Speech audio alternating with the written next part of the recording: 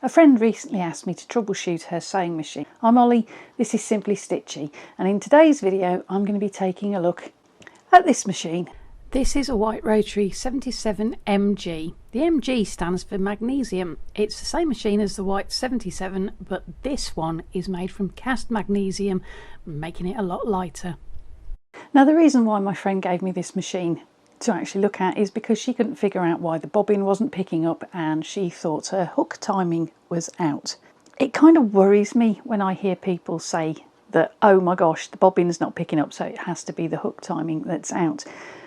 Because messing with your hook timing on your sewing machine is absolutely the last resort. It should never be the first thing that you think of. There are other things that you need to consider before you throw the towel in and start messing with your hook timing, because once you go down that route, it's incredibly difficult to get it to match up again. In this video, I'm going to show you the different things that I took into consideration to try and get this machine up and running before heading for major maintenance work. The first thing you should do if you're having any problems with your machine is clean out the debris, especially if you're having bobbin issues. Clean the lint out of that bobbin area. Even the tiniest, most insignificant looking piece of lint can throw your bobbin right out and stop it from picking up. Take the bobbin and the bobbin case out, and then this bit. There is a little lever here. Push it up and it just pops off. So much easier than the Singer 15. Here it is. Then clean this bit. I found a teeny bit of lint in here.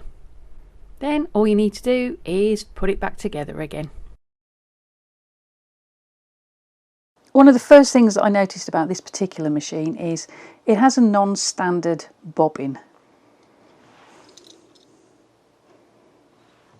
And if we compare this bobbin to other bobbins, here we have the bobbin from this machine, the White Rotary. We have the Class 221 from the Featherweights and the Singer 301. We have the Class 15, which is recognisable to most of us with sewing machines because this is the standard that most modern domestic sewing machines use. And this one is a Class 66. And you can see there's significant size differences between all of them. Make sure you've actually got the bobbin in the bobbin case the right way round. Although this is a non-standard bobbin size, it works in a similar way as bobbins on other sewing machines in that you need to make sure that the bobbin is inserted in the case so that the thread comes off to the right. There's a little groove that this thread needs to slot into, and then you just follow it up until it reaches that top point, and that's it. That's your bobbin loaded. If you find that that's a little tight and it's not turning very well, there's a little adjustment, as there is on metal bobbin cases with other sewing machines. It's right there, a little screw. On some of these cases you might find that the adjustment screw is here, but on this one it's on the side.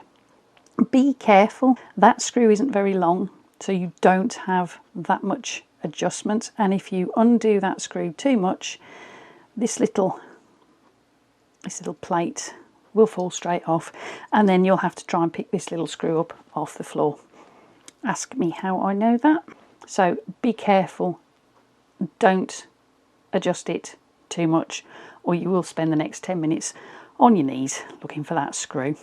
On the bobbin case there's two I'm going to call them squishy bits that you squish, and what that does is it holds the bobbin in place while you put it into the machine. See? Okay, so squish those two squishy bits and then put the bobbin in the machine.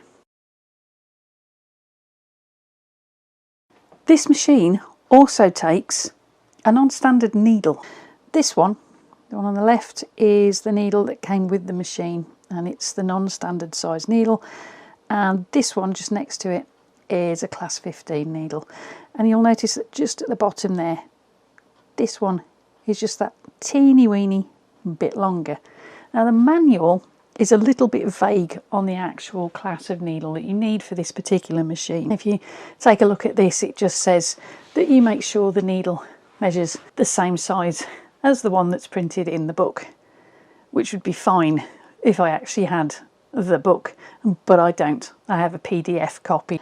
The good news is that even though this needle is slightly shorter in the tip, the actual eye of the needle is the same distance away from this part as it is on the original needle. So class 15 needles will work perfectly fine with this White Rotary Electric machine. So that's what I've done. I've changed the needle to a new needle, and this is a class 15 needle. The next thing that you need to make sure is that it's actually threaded correctly on the top part of the machine. Now the reel is on the thread stand, which is here. It comes off the reel to this thread guide here. We're going to ignore the take-up lever for a moment, and we're going to come straight down to this. On the front you have a little dial that's got numbers on, but you actually thread it through this bit.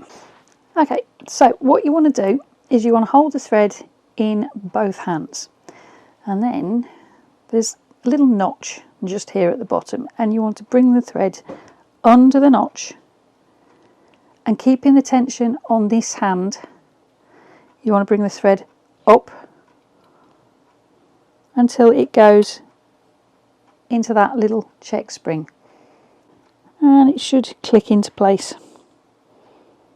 And when you've got it in the right place, the little check spring will move up and down.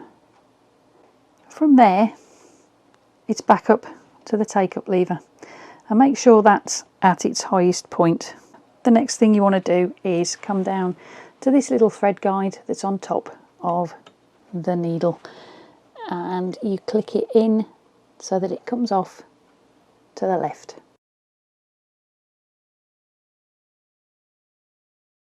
But the one thing that you need to watch out for when you're threading your needle is that you've actually got this the right way round. Sewing machine needles have a rounded side, and if I just turn this one round for a moment, you'll see that? It's got a flat side. And the way sewing machine needles work is the thread goes through the eye of the needle from the rounded side to the flat side. Now most modern day sewing machines, the needles go in with that flat side to the back, which is why a lot of people will tell you that needles go in flat to back. That's not necessarily true with vintage sewing machines. Some vintage sewing machines have the flat side facing to the left, and some vintage sewing machines have the flat side facing towards the right, or the pillar. And the way you can tell which one's which is there's a thread guide right at the top of the needle bar. On this machine, it's right here. And you'll notice that the slot to get the thread in is here, and it moves around to the left. Now that tells me that this thread guide is going to hold the thread to the left of the machine, which means that this machine threads from left to right. So the needle has to go in with that flat side facing the pillar, flat to right.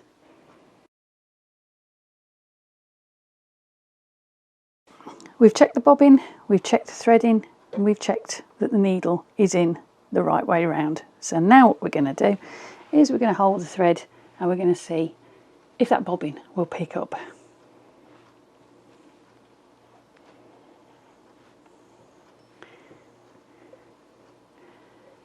And it didn't. Now for the eagle-eyed amongst you, you will notice that what I did there was I turned the hand wheel to make the needle go down into the bobbin area to pick the thread up, because that's what people do to get the bobbin thread to pick up.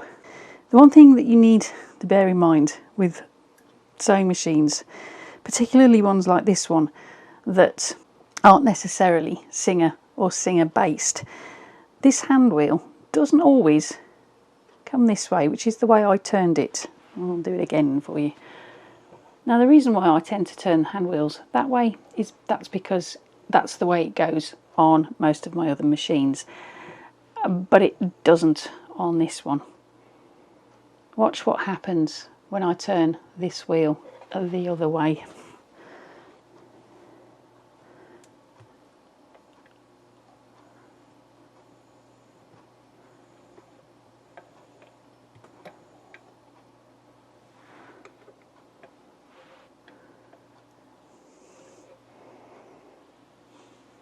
There you go. It's picked up the bobbin thread. This wheel goes that way. It goes away from you. Now let's see if we can get this machine to sew. There you go. That's the front. Oops. And there's the back.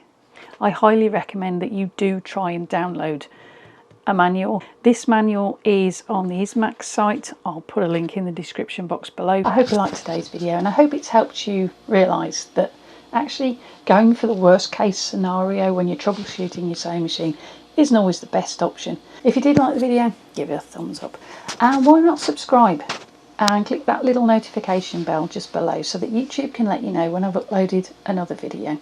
Thank you ever so much for watching. I'll see you next time. Bye for now.